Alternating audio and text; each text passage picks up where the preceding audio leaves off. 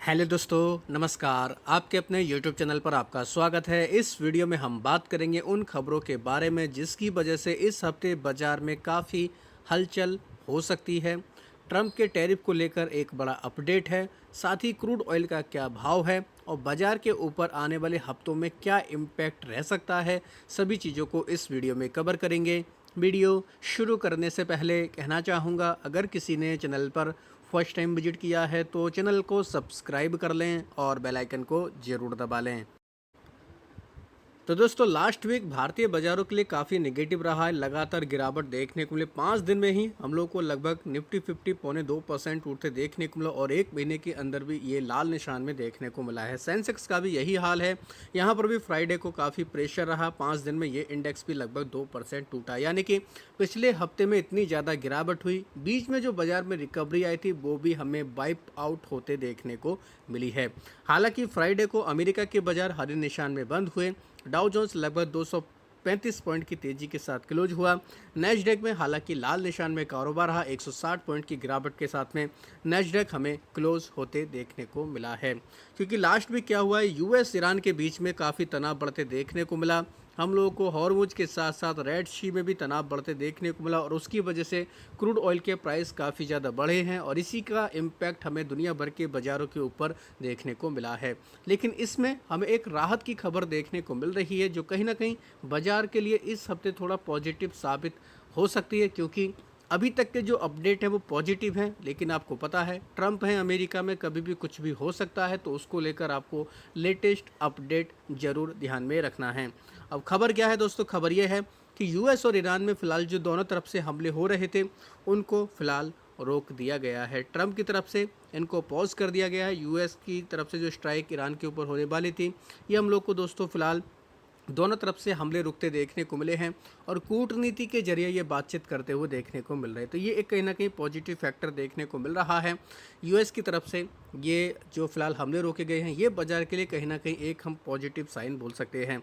हालांकि फ्राइडे को इसकी वजह से हम लोग को क्रूड ऑयल के प्राइस भी हम लोग को गिरते देखने को मिले। अमेरिका में देखा जाए, जो हम लोग को क्रूड की ट्रेडिंग देखने को मिली थी, 4% तक की यहाँ पर गिरावट देखने को मिली। हालांकि गिरावट थोड़ा ज़्यादा थी, उसके बाद मामूली सी हमें रिकवरी भी देखने को मिली। तो क्रूड ऑयल के भाव $100 प्रति बैरल के नीचे फिर से हम लोग को आते देखने को मिल रहे हैं, जो कहीं ना कहीं बाजार के लिए पॉजिटिव खबर है। हालांकि गिफ्ट निफ्टी हम लोग को लाल निशान में देखने को मिला। गिफ्ट निफ्टी की क्लोजिंग लाल निशान में 65 पॉइंट की गिरावट के साथ देखने को मिली। तो इंडिकेशन कह सकते हैं मिले जुले रहने वाले हैं। अगर सब कुछ पॉजिटिव रहता है तो कल हमारे बाज़ारों में थोड़ी रिकवरी के संकेत देखने को मिल सकते हैं। इसके अलावा कुछ बड़े इवेंट होने वाले हैं इस हफ्ते जो बाज़ार को काफ़ी ज़्यादा वॉलेटाइल कर सकते हैं, जिनमें सबसे बड़ा इवेंट है यूएस फेड की मीटिंग। 28 से 29 जुलाई के बीच हम लोग को मीटिंग देखने को मिलेगी और यूएस की फेड की तरफ से जो भी आउटकम आएगा वो बाज़ार को काफ़ी वॉलेटाइल कर सकता है। क्योंकि दोस्तों अभी तक क्या था, अभी तक ये था कि यूएस की फेड में क्या हो सकता है कि इंटरेस्ट रेट को घटाया जा सकता है। अभी तक ये सारी खबरें चल रही थी बीच में, लेकिन जॉब्स का डेटा काफ़ी चौंकाने वाला आया।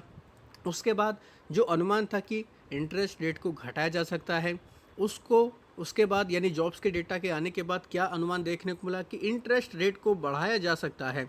तो ये इंटरेस्ट रेट का बढ़ने का मतलब है कि ख़ास तौर पर आईटी कंपनियों के लिए थोड़ा परेशानी वाली बात देखने को मिले, क्योंकि जब भी ब्याज दर बढ़ती है आईटी के ऊपर खर्च कम हो जाता है और ऑलरेडी आईटी सेक्टर काफ़ी ज़्यादा स्ट्रगल कर रहा है।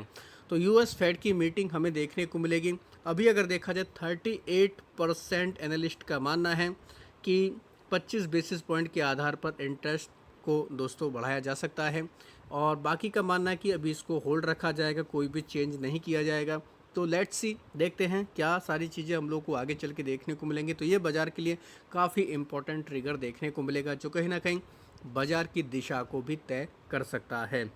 इसके अलावा बात करेंगे दोस्तों, और भी कई सारे हम लोग को इवेंट इस हफ्ते देखने को मिलेंगे। इंडिया का इंडस्ट्रियल का प्रोडक्शन का डेटा हमें आते देखने को मिलेगा। 28 जुलाई को इसको रिलीज़ किया जाएगा। इससे पता चलेगा कि इंडिया का इंडस्ट्रियल एक्टिविटी किस तरीके की चल रही है, मैन्युफैक्चरिंग आउटपुट क्या है, प्रोडक्शन का ट्रेंड कैसा है, ओवरऑल इकोनॉमी का मोमेंटम कैसा चल रहा है।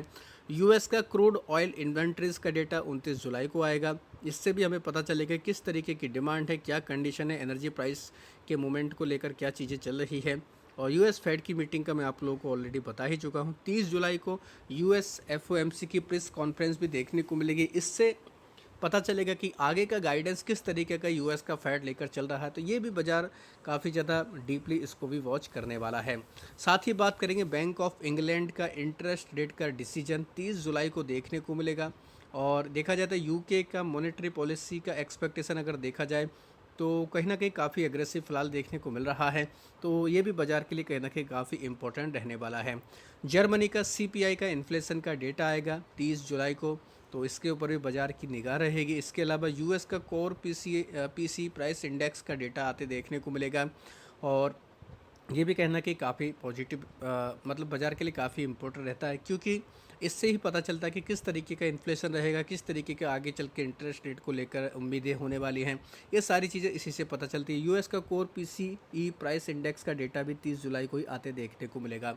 सबसे इम्पोर्टेंट यूएस का जीडीपी का क्वार्टर टू का डेटा आते देखने को मिलेगा 30 जुलाई को। ये भी रिलीज़ किया जाएगा। ये काफ़ी ज़्यादा इंपॉर्टेंट रहेगा, बाज़ार इसके लिए काफ़ी ज़्यादा अलर्ट रह सकता है। यूएस का इनिशियल जॉबलेस का डेटा भी आते देखने को मिलेगा। तो ये कुछ ग्लोबली इवेंट हैं जिसके लिए बाज़ार की काफ़ी इंपॉर्टेंट साबित हो सकते हैं। अब बात करेंगे दोस्तों, हमारे यहाँ पर रिजल्ट का सीज़न चल रहा है, तो इस हफ्ते कई दिग्गज कंपनियों के रिजल्ट भी आएंगे, जिनमें से कुछ पॉपुलर कंपनियों के नाम है। 27 जुलाई को जिनके रिजल्ट आएंगे इनमें Bharat electronics, Canara bank, coal India, Coforge, Tata power, Indus tower, Tata chemicals, हुडको, Godfrey Phillips India, CCL product, RR Kabel और होम फर्स्ट फाइनेंस के रिजल्ट आएंगे। 28 जुलाई को एचयूएल, हिंदुस्तान यूनिलीवर के, एलएनटी के, Ambuja cement, Cholamandalam investment and finance, Suzlon, Varun beverages, Phoenix mills, Birla soft, Equitas small finance bank, Radico Khaitan, supreme industry, इनके नतीजे आएंगे। 29 जुलाई की अगर बात की जाए तो 29 जुलाई को नतीजे देखने को मिलेंगे। Adani enterprise, Adani port, Asian paint, Eicher motor, Colgate, Bajaj housing finance, KPI tech, Waaree energy, इनके अलावा Syngene international, Piramal pharma, Prestige estate के नतीजे आएंगे। 30 जुलाई को नंबर देखने को मिलेंगे। Bajaj finance, Mahindra and Mahindra, Hyundai motor India, Tata steel, Swiggy, Torrent pharma, Indian railway finance corporation यानी IRFC, LIC housing finance, Mankind pharma, Niva Bupa health insurance, Thermax Exide industry के नतीजे आएंगे। 31 जुलाई को ITC, Maruti Suzuki, Sun pharma, इनके अलावा Indian oil corporation, GAIL India, ABB India, Bajaj Finserv, Aditya Birla capital, Shri cement, Glenmark pharma, national aluminium company और Aadhaar housing finance के नतीजे आते देखने को मिलेंगे। तो इसको भी कह सकते हैं बाजार के लिए काफ़ी इंपॉर्टेंट, इसके ऊपर भी आप नज़र बनाकर चल सकते हैं।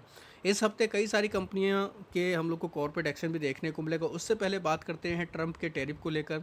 हम लोग को वीकेंड पर खबर ऑलरेडी देखने को मिली थी कि ट्रंप ने 12.5% का न्यू टैरिफ लगाया, भारत के ऊपर 10% लगाया। लेकिन इसके अलावा अब एक अपडेट देखने को मिला। ट्रंप ने चेतावनी दी है कि 200% का टैरिफ लगा सकते हैं जेनरिक ट्रक इंपोर्ट के ऊपर, और ये कहीं ना कहीं काफ़ी ज़्यादा इंपॉर्टेंट रहने वाला है। ये हम लोग को पॉलिसी अगस्त 2028 तक आते देखने को मिल सकती है।